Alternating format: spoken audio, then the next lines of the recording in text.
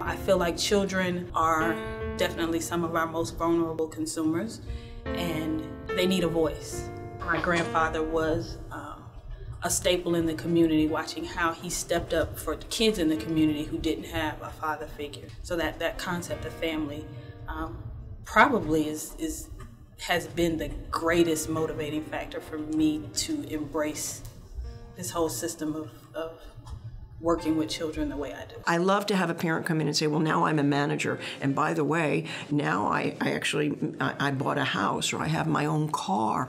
I'm happy. I'm a good parent. I'm having the best life I can, and my children are happy. I was always raised to believe that families should support family, and that as a community, we should try to support and uphold families. I decided to join the child welfare system because I come from a big, loving, and supporting family. I wanted to make a difference in people's lives. I felt that everything that I had went through as a child, or even everything that I went through as a relative caregiver with case management in my home, and even going through investigations myself with the kids, that was an experience. I started in the child welfare system under the premise that I needed experience. My number one job was child protective investigator. I came into case management 9 years ago. I started as a case manager with Kids First in Clay, and I haven't left. It started as a response to a job as an interest, and it's a passion. I felt like I had a calling for something different.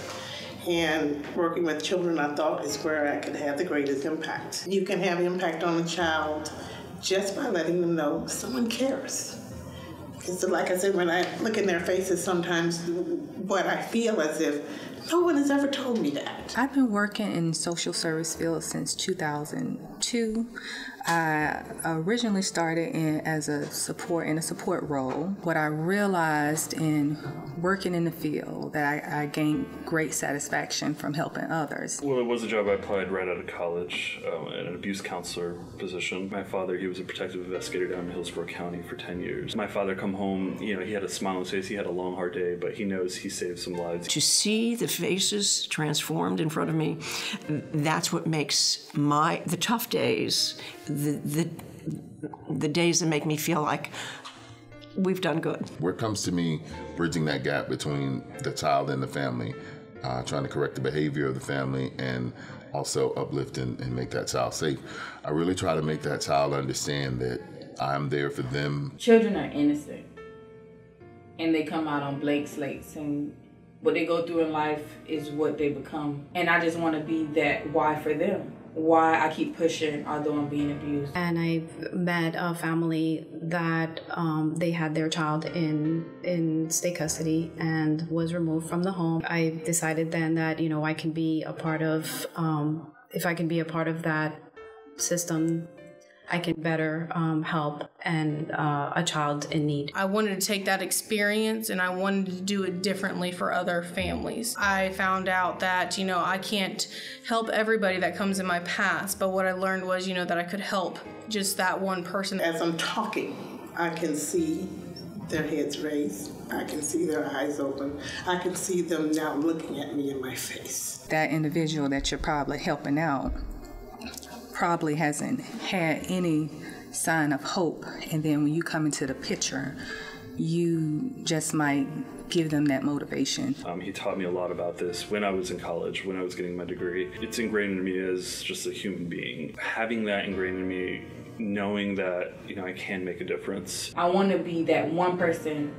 that makes a difference in that child's life. I want to be the reason why a child's life that was traumatic turns out positive in the end, and the reason why they give back when it's their turn to. One child that I work with, I actually remember her name because that moment was just that important to me. She was about 12, so that was 5 years ago. I recently ran into her a couple of months ago. And I stay in touch with people. I hear from people 15, 20 years later how well things are going.